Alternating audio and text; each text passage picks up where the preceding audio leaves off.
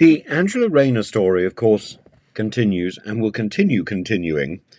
And you have to ask, what is the purpose of this? Is this simply a distraction from the Michelle Donnellan issue, the issue where she apparently libelled an academic, costing us £34,000?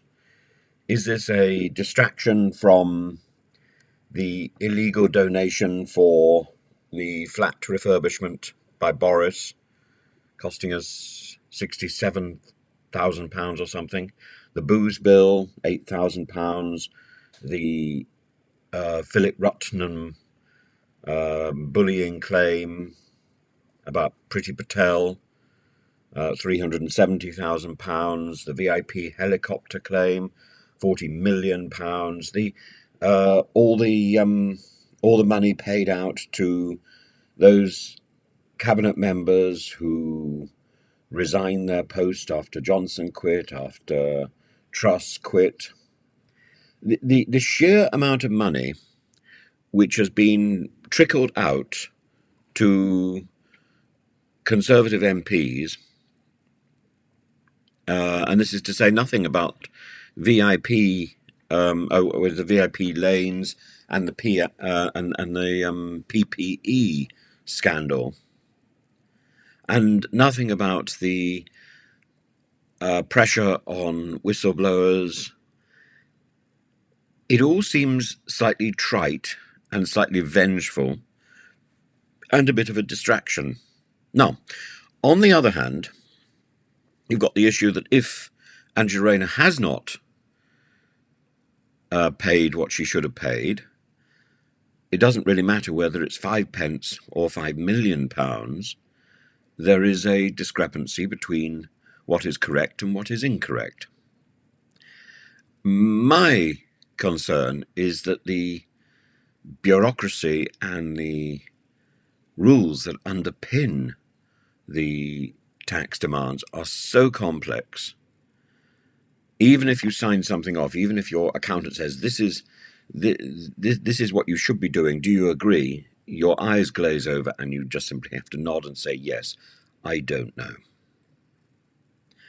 And so I have a lot of sympathy for Angela Rayner, and I think her story should command sympathy. I also think that it's a distraction, but it raises an important issue. And unless the Labour government intends to deal with that issue, I don't think that it's on morally strong ground to say that it's going to fund a lot of its proposals by clawing back money from people who have defrauded the tax system, because many people must be in the same sort of situation that Angela Rayner may well be, that they just do not know. And you can say, oh, ignorance is no excuse. Well, I'm afraid in the case of tax, ignorance is the reality.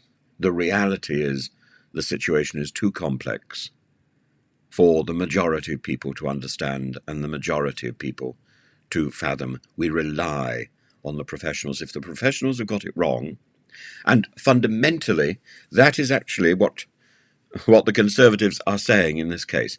Angela Rayner says she's taken advice. If she's taken advice, she's taken professional advice.